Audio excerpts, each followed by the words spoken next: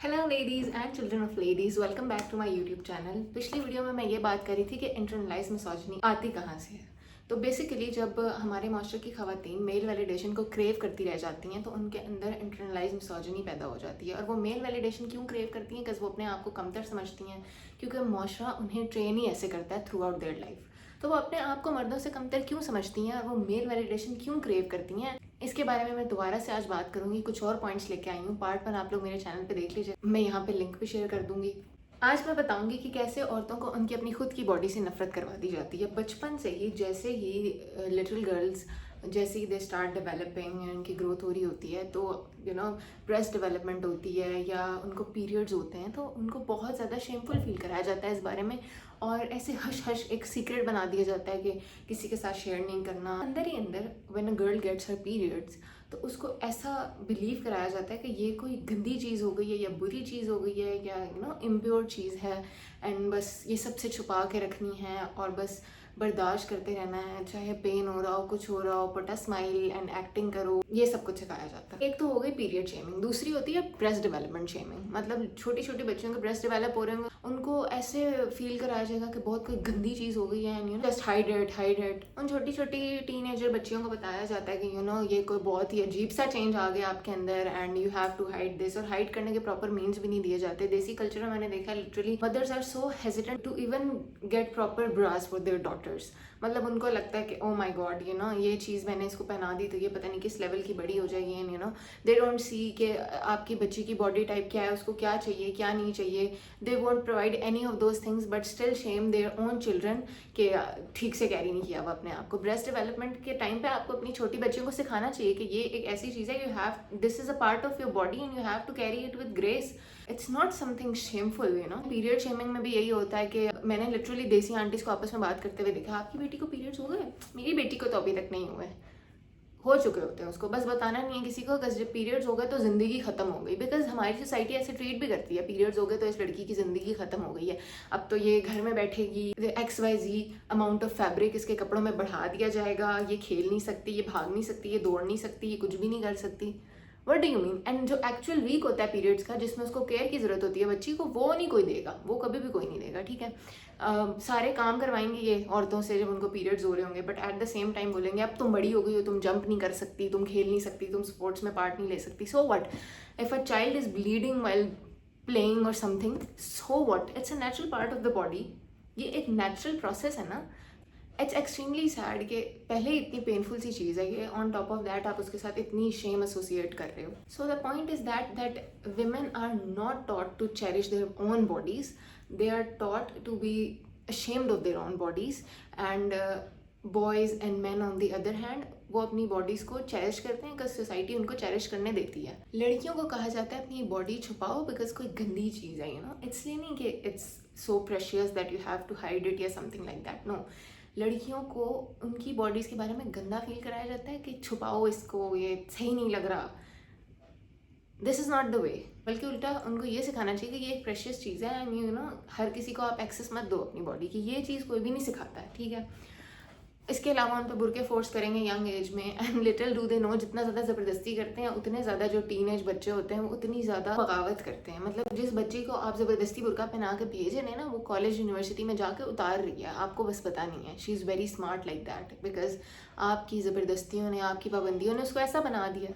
जब आप लड़कियों को अपनी खुद की बॉडी से प्यार करना नहीं सिखाएंगे, खुद की बॉडी को, खुद की सेल्फ को, खुद की बीइंग को चेरिश करना नहीं सिखाएंगे, तो फिर वो कहीं और से वैलिडेशन तो क्रेव करेंगी ना। एक आएगा रैंडम सा लड़का आके उनको कहेगा यू आर ब्यूटीफुल, तो उनको तो लगेगा ओ माय गॉड, ये लाइफ में पहली बार मुझे किसी ने बोला है। और लल्लन टॉप से बंदे के साथ वो चली जाएंगी लल्लू पंजू के साथ, फिर आप लोगों को मसला हो जाएगा। आपने अगर उन्हें बचपन से सिखाया होता कि वो प्रेशियस हैं, किसी को अगर उनका एक्सेस मिल रहा है तो वो बंदा लकी है। अगर आप उनको ये सिखाते तो वो ऐसे मेल वैलिडेशन क्रेव ना कर रही होती और उनके अंदर इतनी ज़्यादा इंटरनलाइज मिसोजिनी भी ना आ रही होती।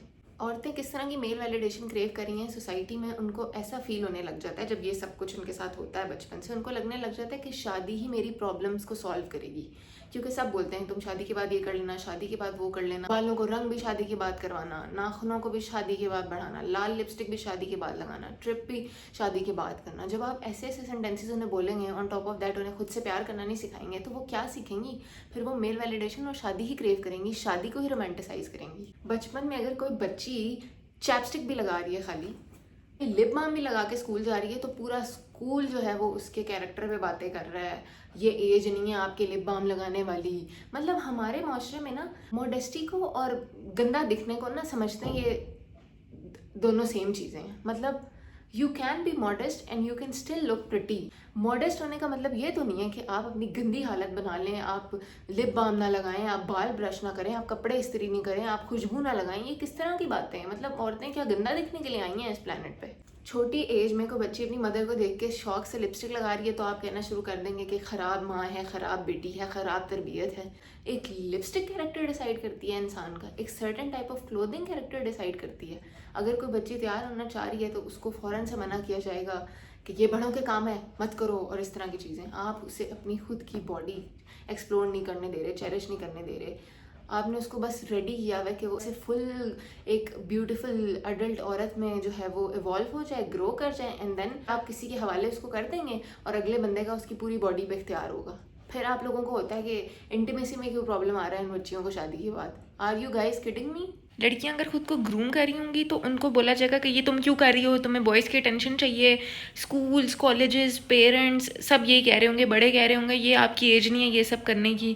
उन्हें वेल ग्रूमिंग नहीं सिखाई जाएगी, और अगर वो तैयार हो भी रही होंगी तो गंदा सा उनको तैयार किया जाएगा और इस तरह की चीज़ें। और फिर बाद में जब वो थोड़ी सी बड़ी होंगी तो उनको ज़ाहिर है कुछ भी नहीं आता होगा, क्योंकि पहले आपने ही मना किया था।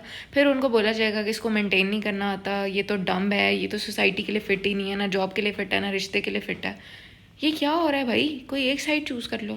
डबल स्टैंडर्ड इस सोसाइटी के मुझे समझ नहीं आते। एक ही घर में भाई भी रहता होगा, बहन भी रहती होगी, गर्मियों के मौसम में भाई शर्टलेस घूम रहा होगा, घर के सारे मर्द शर्टलेस घूम रहे होंगे, और लड़कियां अपने खुद के घर में खुले ट्राउजर्स और शर्ट्स में नहीं घूम सकती, और बाप भाई आ गए ये कर लो वो कर लो, दुपट्टे के बिना नहीं घूम सकती अपने खुद के घर में। हमारे देसी कल्चर में ऐसा होता है, you have to accept it. आप ये नहीं कह सकते कि ओ माय गॉड घर में तो सही इन्वायरमेंट मिल रहे हैं। What nonsense is this? ये डबल स्टैंडर्ड्स नहीं होने चाहिए ना। मॉडेस्टी फिर आप बेटे को भी सिखाएं, घर के मर्दों को भी सिखाएं कि वो शर्टलेस ना फिरें घर में।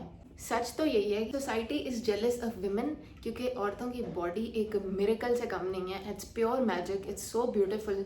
मतलब जिस तरह से औरतें एक पूरी दूसरी लाइफ को जन्म देती हैं, हमारी बॉडी एक मिरेकल से कम नहीं है। Girls, love your body, embrace it. किसी भी फॉर्म में आपकी बॉडी है, you are beautiful. You should love yourself just the way you are. एक और अजीब सी बात होती है कि लड़कियों के आर्म्स से पता नहीं क्या ऑब्सेशन है, आर्म्स भी सेक्सुअलाइज कर दिए हुए हैं। कोई लड़की स्लीवलेस पहन रही है तो उसको बातें सुना देंगे, लेकिन आदमी यहाँ पे नंगे फिरते रहे उनको कोई नहीं बोलेगा। लड़की के आर्म्स भी और उनकी लाइक स्लीवलेस उन्होंने पहना है तो भी वो सेक्सुअलाइज हो रही हैं। What nonsense is this? मतलब ये बाजुओं में क्या होता है?